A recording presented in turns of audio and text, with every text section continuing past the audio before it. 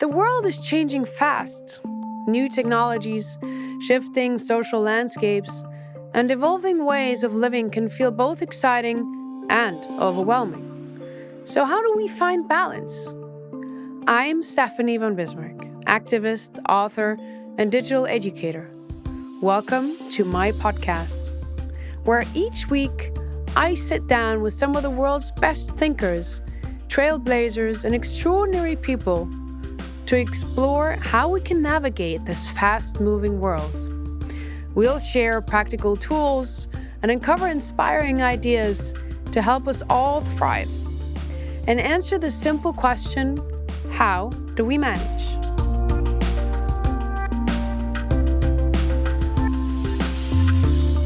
In this episode, I'm joined by a guest who doesn't just talk about the future, he helps build it.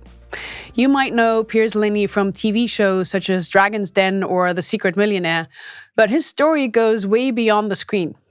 From investment banking to AI innovation, he's been at the cutting edge of tech, entrepreneurship, and diversity in business for decades. Today, we're diving into how to manage risk, resilience, and everything in between, and what it takes to truly future-proof your life and your work. Hi, Piers. Good morning. Thank you so much for joining me here today. Thank you for having me on. Listen, you incorporate a lot of different, characteristic traits within you, even professional traits. If someone meets you today, who are they meeting first? The lawyer, the entrepreneur, the tech geek, the father, the dragon? Who do I meet? So, annoyingly, it tends to be probably the dragon.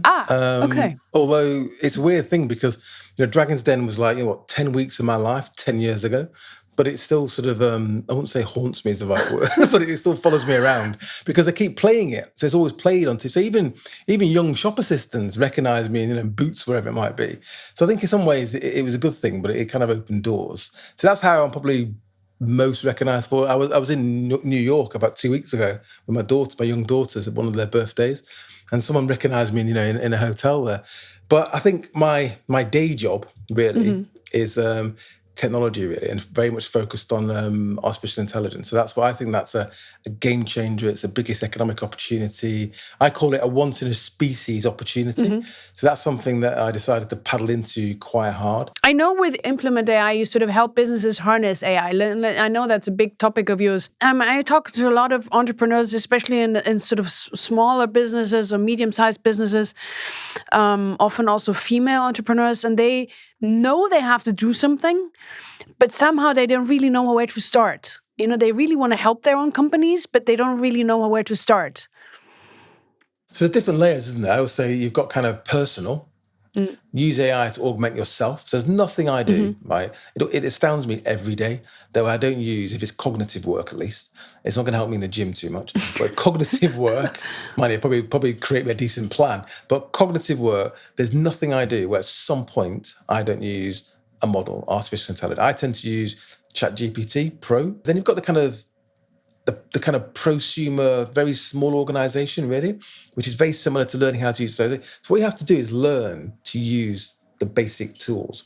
And it's on YouTube, there's Microsoft courses, there's Google have got courses. Just learn what the technology can do, how you can use it in your life. Today I did some deep research on the competitive environment. You can do deep research on anything, right? So I did some it's on LinkedIn actually, on the impact of the high incidence of large hailstones on the insurance industry in the US. Made it up, complete nonsense, right? So it goes away, it writes a 23-page report on it, yeah? I take that report, I then upload it to probably a Google Notebook LM. Yeah. It then turns it into a podcast, literally, that you can prompt to say, focus on this bit. So it might be the pricing of insurance in that instance. Turn it into a podcast, and then you get this podcast, and it's indistinguishable from two humans having a conversation. You can then join the podcast. It'll say, hello, Piers wants to join, and have a conversation with them about the content and also anything else in the world because they've got access to all human knowledge. Now, you couldn't do that 6 months ago. It'd be magic. And I've explained it to you. You think I was basically insane. So what I'm saying is you can now take any subject, do a lot of research, turn it into a podcast and listen to it wherever you want to, in the gym, in the car, in the bath, wherever you want to, and learn at pace. So there's that.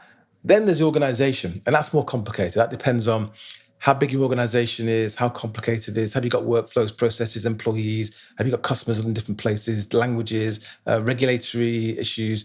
So that becomes more complicated. So what we find is that at the lower level, learn yourself, teach your team, and make sure everyone in your business, as part of their OKRs or whatever you manage them, that they've got an objective in there is to learn how to use this technology to augment themselves and become more productive. And then if your organization is bigger, it's more about picking off processes and workflows where the technology works today, going back to the operational frontier, not the technological frontier, and definitely not the PR frontier. Where does it work today? Where's the measurable ROI? Start there. Take the organization with you, prove value. And once people see what this technology can do, the lights start going on and they start thinking, oh, okay, well, we could do this and do this and do this.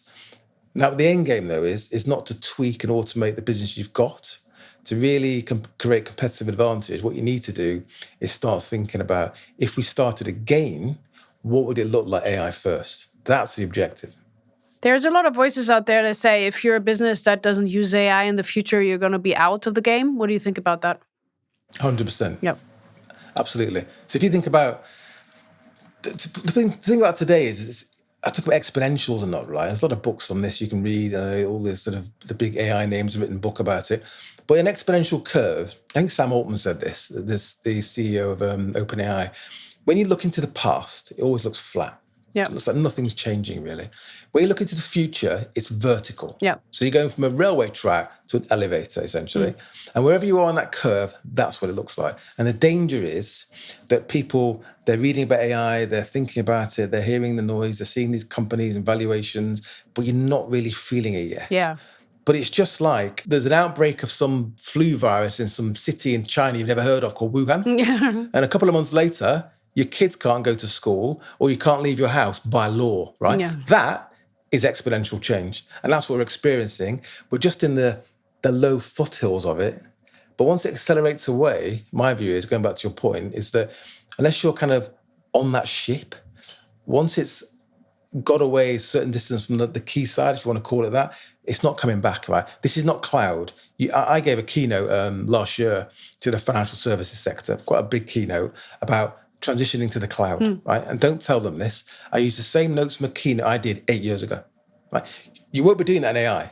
You know, No. in 3, 4, 5 years, if you're not thinking about automating, or you haven't automated, or you haven't gone AI first because your competition has, Yeah. you have absolutely no chance. So there's no way around to deep dive into the matter ASAP for every individual. And I honestly, I'm not just saying that because my business is implementing AI, right? No. think I absolutely. So I sat on, it's not formal, the government roundtable on technology adoption review in the UK. Talking to and the government's very serious about this because the governments get it. They've done the research. Large organisations get it. They've done the research, and that's why, unlike in a lot of technological sort of innovation curves, in that kind of overlapping period where you usually get fear, uncertainty, and doubt, usually it's the small companies that adopt it quickly because they're more nimble. What you're seeing here is the big companies, because they know if they move their margin by 1%, at the bottom line, that's a very large number. I love that you say that governments are getting it. Sometimes you look outside these days and it's not always clear that governments are getting a lot of things, but that's very hopeful. Yeah, I thought that, and I engaged the UK government, and they are very serious about this. And you look at the news recently about UAE, where they're using AI now to speed up regulation, almost to have anticipatory regulation. Yeah. You also challenge the idea that many people fear that AI is going to take away their jobs.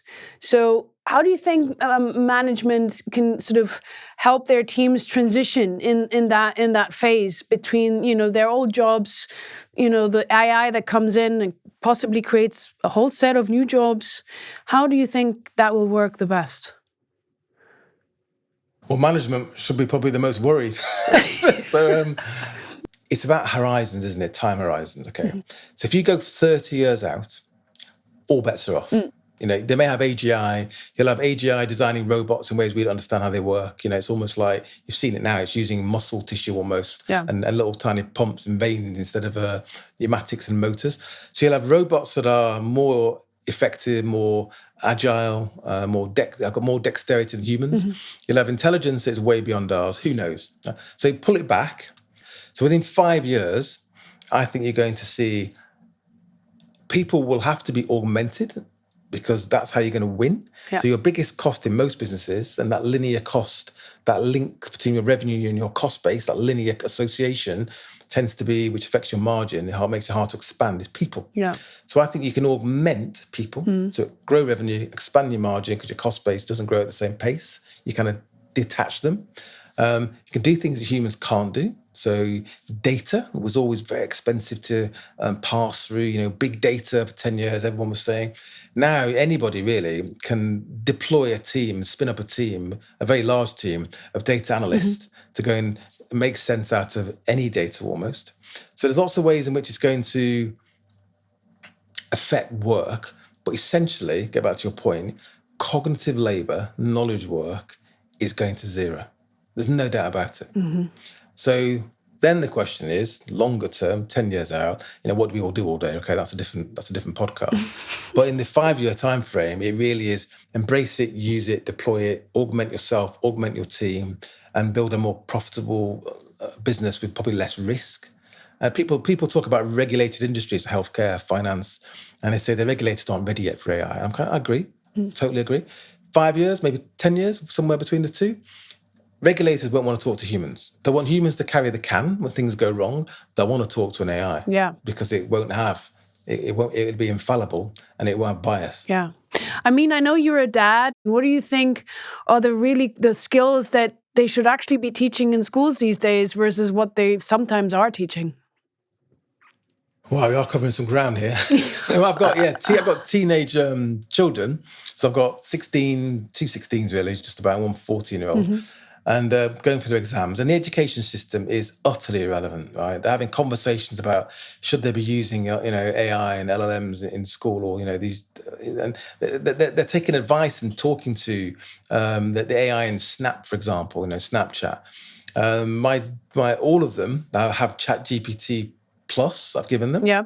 They can actually log into my account as well and have a conversation with me if they want to in a small private room. It's quite funny. It's a bit of a joke now. They can log into my account and they can go into a private chat and say, "Dad, you're being really annoying about this. Why?" And then, it's not me yet. It's probably 20% me. But in 5 years, it might be 80% me. Yeah. And they can go and have a chat with me and they'll come out and they ring me and go, "I just had a chat with you." And I get it now. Thank you. I'm like, "What are you talking about?"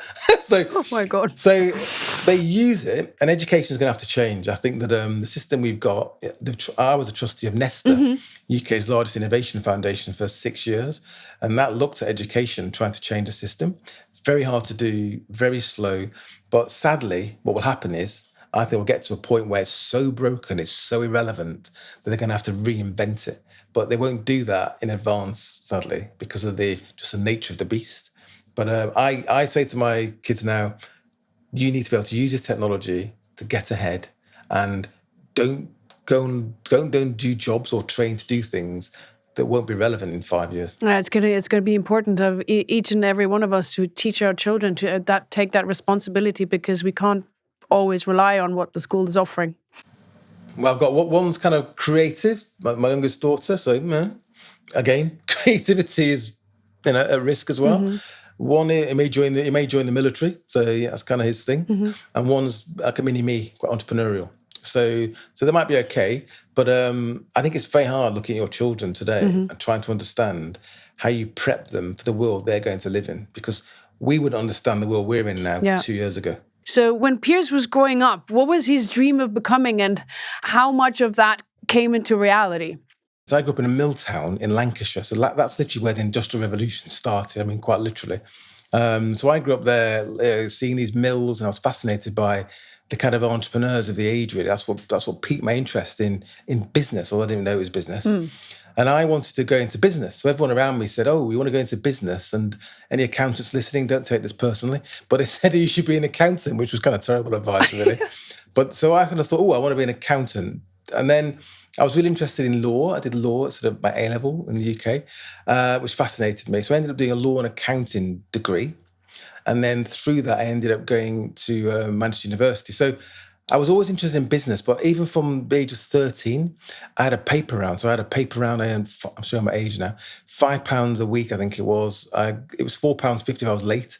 And I thought there's got to be a better way. So cut a very long story short, I ended up disintermediating a local newsagent, buying them from the wholesaler, delivering on Sundays when they didn't deliver. Yeah. And I built a paper round on Sundays. I got paid 20 quid. Now, there's always that kind of founder paper round story, but that taught me a lot about customer service, building a business, what a margin is, hard work, and creating a bit of wealth. I could go and buy some shiny things. In those days, it was a nice BMX. So that was my kind of background. So when you look at my CV backwards, you kind of go, university, law and accounting, became a lawyer in the city, became a banker, became a hedge fund manager, became an entrepreneur in finance first, and then branched out to different things. It kind of makes sense. But going forward from where I started, I didn't have a clue what I was doing. Okay.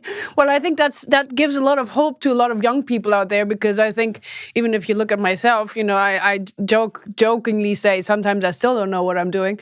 But my mum still says to me, 25 years later, listen, you look stressed. When are you going to get a proper job? She still says that to me now. To be an entrepreneur is such a particular skill set. And being entrepreneurs, especially if you're a founder entrepreneur, is a very different person than a lawyer and a banker. It's like, what happened there? How did you realize that you had to change into that direction? It's just a big difference somehow.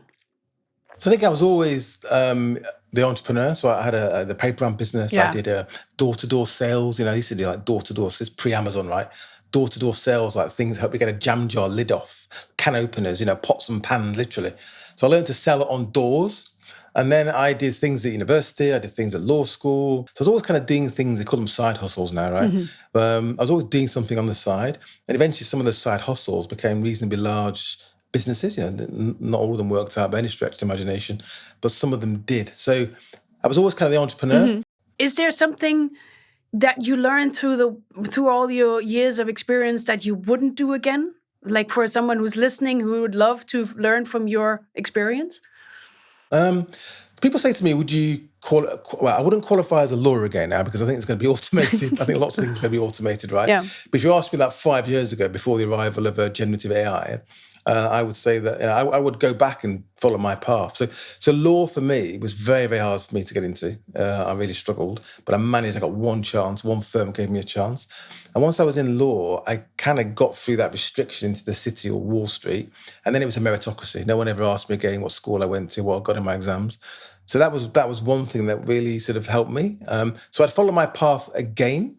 Obviously, with hindsight, you do some things differently, but you live and you learn. I think everything I've done, if you look at my background, it all kind of bubbles up, and really it helps me build an AI business. So it kind of all really, I think, is supporting where we've ended up, which at the end of the day is how technology tends to evolve anyway. And in your experience, because you're always so early, you're so on it with everything that is sort of new and coming. So you're around yourself, but also you're around a lot of founders early stage.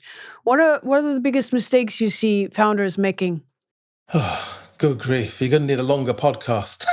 So I've done a few of them myself. So one of them I was talking about yesterday is I think as you mature, you realize. So I'll give a real example. So I started a business probably 3 years ago, and this was going to be in kind of SME, mid-market, mobile communications, aimed at that market with kind of very cheap kind of mobile, content, the whole community. It's this thing that I wanted to do for years, kind of reinvent mobile, really, a bit like the challenger banks reinvented banking. Yeah. And I kind of built this thing and did a deal and raised some money, and off we went and built a platform. But the market had moved, so it became sort of cheap. No one cared anymore. So when you start a business and you ask your friends about it to sign up, and they look at you and say, "Nah, do you want a drink?" You kind of know you've got a problem. And the point is that it's really hard to stop sometimes. It's really hard to realize that it's sunken cost and you're never going to get it back. And I always say, you sometimes you mature, but you think this is your first business or second, this is it. This is going to help me buy an island. And sometimes, you know in your heart and your gut, because your gut, if you've got some experience, tends to be right. It's kind of basing it, that feeling is based on experience. You might not fully understand yourself and absorbing it. And you've got to know when to stop and have that conversation with your stakeholders, pivot, or just stop sometimes. And that can be really quite hard to do. You know, the Americans are better at failing, and it's not I had someone on the podcast who said, I want to hire someone who got fired at least once. There's a big lesson around failing, and in Europe, anywhere in Northern Europe, or even look at Germany, the failing culture is not a good one. How do you see that in Europe or around you? Because there's so much to learn from failure, and yet everyone is so afraid of it. 100%, I totally agree. So there is that ongoing debate about sort of cultural divide. So we work, as you know, for an American bank, right? So I spent a lot of time in Manhattan. And it was interesting that in the US, a fund would fund an entrepreneur, they'd go at it hard, it wouldn't work out. Two things happened. The entrepreneur would quite happily go back to the fund and ask them, would they go again? And the UK, people they just hide under their bed sheets for months or years on end, worrying about, showing their face. And the fund would be like, okay, yeah, I get it. And they'd go again. So I think you're right. I think failure is something that you should manage. You should obviously try not to. You should do your best to take your stakeholders with you. But I'm an investor. People invested in my businesses, they kind of know the risks. Otherwise, they'd be putting their money into T-bills. So they know the risks, but you've got to take them on a journey and explain to them what's happening and why, and things just don't work out. But the hypothesis of, I've got an idea, just like science, I'm going to put these things together and I think this will be the result. Sometimes it just isn't. And sometimes it's not you, it's not the business, it's not the market opportunity, it's just timing. Yeah. So failure is something people should not be afraid of, but it's not something you should take lightly either, because it can weigh you down. I've failed. I've failed. I always say that a good week for me is failing twice and succeeding 5 times. That's a good week. Yeah, I mean, I think that's important. That's so important. And, I always look around, it's like if no one of us likes to fail, right? No, I don't know anyone who likes to fail anyway. I don't know about you, but but those who have, they will try, in my understanding anyway, anything that doesn't happen again.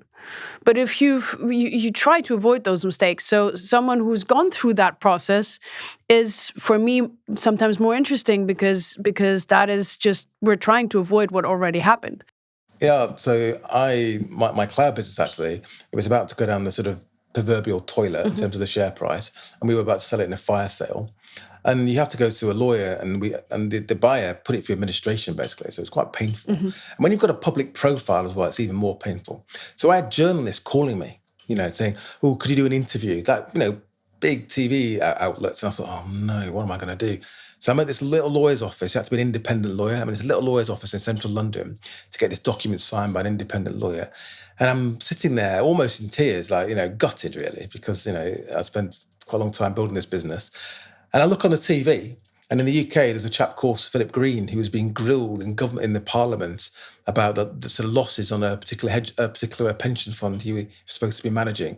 I remember thinking to myself, there's always somebody having a worse day. And then literally after that, I kind of got up and just got on with it, and off I went again. But it is painful. Yeah. But you got to think about, in a week's time, a month's time, a year's time, in 5 years' time, it will look very, very different. It'll be a lesson. It won't be the end. Yeah. I know that you've been an advocate also for opening opportunities in businesses for people with diverse backgrounds. How do you stay motivated, especially in times where now we are hearing from big companies that sort of are getting rid of their diversity departments? I think that's pretty shocking. What do you think about that? Well, I think that's an absolute tragedy. It's really important, right? And it doesn't matter what you call it at the end of the day. It's about fairness. People say to me, it doesn't matter whether you've got a diverse workforce. Well, it does, because essentially, if you think about the talent pool, if you invited people into businesses, no matter where they came from, what God they believe in, what their sexuality is, all that stuff, what you're doing is expanding your talent pool. Absolutely. And you're giving people more opportunity to succeed and contribute to your business and society. So that's why it's really important. People get lost on, small niches. They've got particular views very strong views about very small niches. This is about gender. This is about, sexuality. It's about, religion. It's about all these things that make us humans, that make us interesting and different, that you want in an organization. Absolutely. So So I came from a comprehensive school. My mum's from Barbados, my dad's from Manchester in the UK, mixed race background, quite difficult for me to do what I did. And my goal really is to try and make it easier for anybody else so they haven't got to go through the pain that I went through. Because I was quite blinkered, right? Not everybody's like that. Now, people who are neurodiverse, they used to be sort of, to define themselves in particular careers, and now they're kind of sought after from everyone from tech companies to the secret services. So there's a huge amount of talent out there, and we're normal, right? We're all on a spectrum in all different directions. No one's bang in the middle of it. So. And people like to think they are, but they're not if you actually look at them in some detail. So why shouldn't you embrace everybody you possibly can and find a way of working with them, even if sometimes it's quite hard and you have to make accommodations and invest some money to allow that to happen? That's all DEI is. And I always say that diversity is about inviting people to the party, right? Opening your door, saying you're welcome. Inclusion is asking them to dance. Mm-hmm. It's making them feel like they belong there, they're part of the party, not just they got an invite and ask to sit in the corner because it makes everyone else feel better. I love that. I always think, broadening horizon is so much more interesting than staying narrow-focused, narrow-minded. Everyone talks about it, right? And I don't believe in it. Like, well, hang on a minute. Look at your life. Look at equal opportunities at work. The fact that dads have paternity rights, right? All this stuff, all this legislation, this is where it comes from. And people forget because they get lost in a lot of news pointed at particular, and they're important as well, niches or things that are, quite complicated issues, not the kind of middle where most people live and where most people, if you actually talk to them and look at the regulation in their country, how it's impacted their life, it's improved it. What do you think are the biggest barriers? I'd focus my question on, for example, women of color in tech. What are the biggest barriers that they're still facing, and what do we need to do to help them? I was on the board of the UK government bank, British Business Bank, for 4 years. So I was on the board during COVID.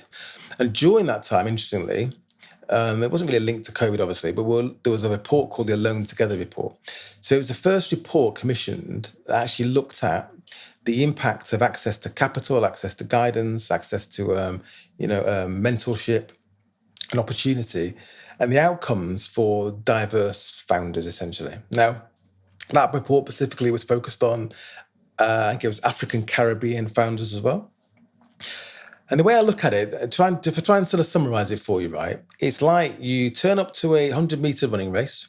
You're all on the start line. You've got the same physique. You've got the same training. You've got the same shoes, same equipment. You've got the same opportunity, right? And someone says to you, oh, hang on a minute, because you're of colour, you need to start 50 metres back. And typically you have to because you start in a more difficult socioeconomic background. So you've got to start 50 metres back. It's a longer run. If you're a woman, right, it's 100 metres back. Yeah. Okay. Then the race starts and you start running and everyone's running down the lane and you realise in your lane there's hurdles and you've got to get over them. Like my life. Yeah. Getting into the city, getting into law, getting into banking, people taking you seriously. And then not only that, as you're running along, you're making over these hurdles. You then realise there's invisible hurdles, which is bias, that people take a look at you and make assumptions or look at your CV or the school you went to or the colour of or religion you are or what assumption to make about your sexuality, whatever it might be, but especially colour, because you can't really hide that. And what this report showed is that in that race, African Caribbean founders put more money in, and it surprised me some of this stuff, maybe it shouldn't, but it did, put more money into their businesses, they're better educated, and the outcomes are always worse. And often they couldn't go again because that money was all the money they had. If you're a woman, it's harder, gender, right? If you're a black woman, it's even harder. Yeah. If you're a black Caribbean woman, it's harder again. So until at the time that report was published, I think it was 2022 probably, only one black woman had raised a Series A round of venture capital finance of more than $1 million in the last decade. It is so... It's insane. It's really insane. It's absolutely insane.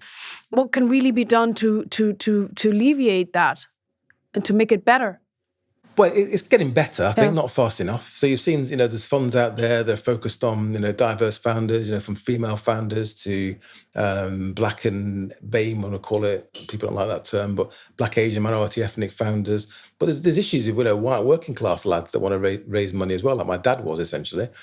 So there's lots of funds out there trying to do this. But often, the people in the funds or the people sitting on investment committees, they may have a strategy that's trying to change this, but they don't reflect the societal component that they're actually trying to service. So you've got to see change all the way down top to bottom. So from the LPs to the investors in these funds, to the GPs, which are the funds, to the people out there looking, the scouts or whoever it might be, whoever they source deals, they've got to be looking. And the point is that it's just easier in that bell curve of opportunity in the middle of the people you normally see in these rooms. They're easy to find, you know where they are, and they know where you are as well.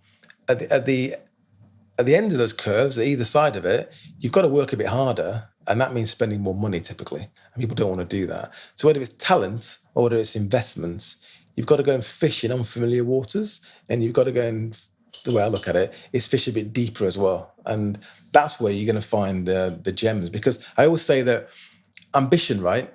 I know what you think about this, is evenly distributed. Absolutely. It's probably not. There's probably more ambition and need to make money and work for yourself in diverse communities, whether you're female, ethnic, whatever it might be.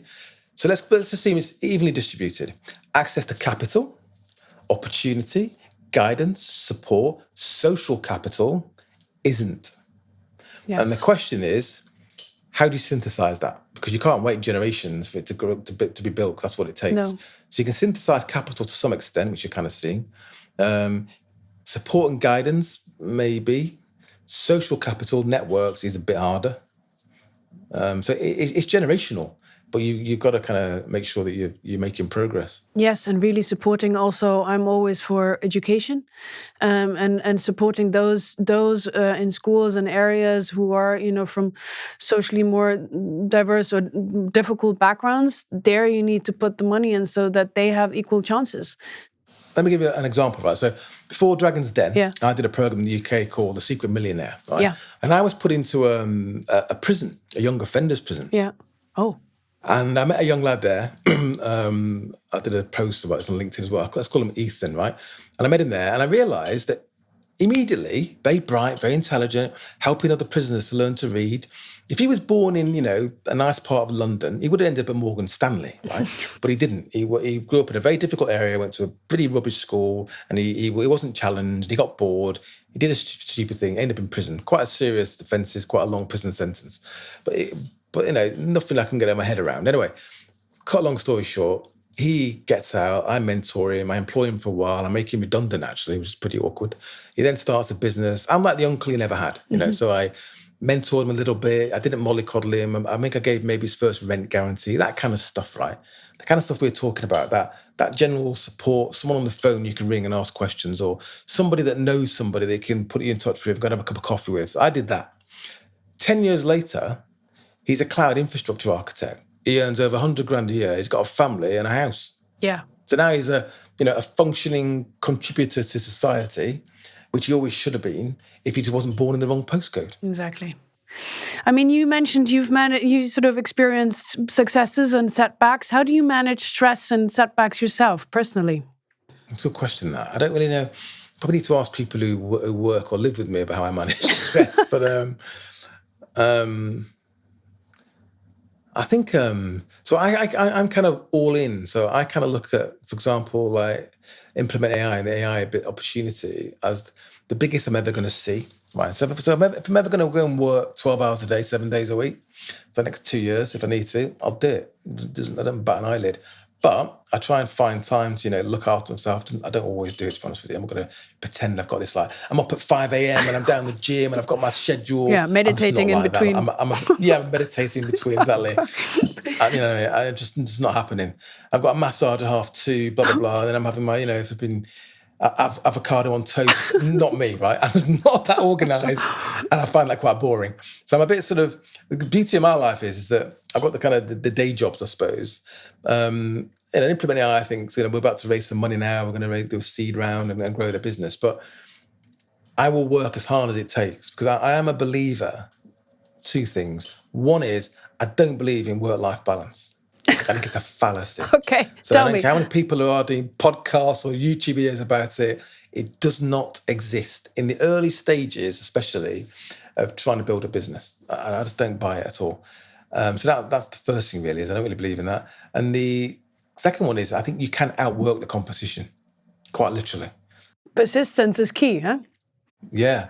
If you've got limited resources, and now with AI, you can spin up a whole team of people that support you. I've got essentially, 15 people that work for me. They're AIs essentially. They do research, they do documents, the same AI, but it's figuratively speaking in terms of roles. They're doing all these things for me. Where my output now in the let's do yesterday was I probably did 11 hours yesterday. I probably still answer an email at like 11:30 p.m. But my output is probably 3x, 4x what it would have been 2 years ago. Yeah. So I think you can outwork the competition yourself, and you can outwork the competition using technology. But you do have to realize where your family, kids, partner need you to take a break. So my daughters, for example, right? And I live with my daughters. I've got a very good relationship, but it's a birthday. I was like, all right, let's go. I was in New York, Manhattan, never been there before, loved it, did all the sites, 5 days. I hardly looked at my phone, apart from when they were asleep in the mornings. I had a little look on the laptop and maybe in evenings because they were on their phone talking to their mates. So I'm probably online 2 hours a day, really. Yeah. Not even that, probably an hour and a half, because I realised this is time. They don't want to go shopping. Well, they did. But they don't want jewelry. They don't want stuff. They want time. They want my time. That's it. So you've got to realise that there's sometimes where you do have to put the pen down. And when my father passed away, and my mum lives on her own. I've got to, my dad would expect me to go and spend time with my mum. So I try and do that whenever I can. So I think you've got to find the moments. But generally speaking, I think the output is inextricably linked to your input. Absolutely. And persistence is key. And persistence is absolutely key. Before we wrap up, I sometimes do that. We have a few quick fire questions. So no overthinking allowed.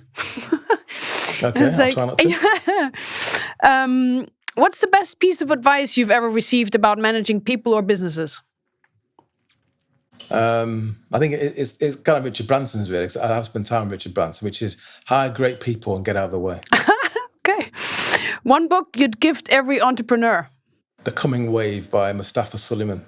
He was the founder of DeepMind, now Google DeepMind. Then now he runs Microsoft AI. What's the first thing you do when you wake up? Sadly, pick up my phone. I get told I shouldn't, but I just do. And then I have a double espresso.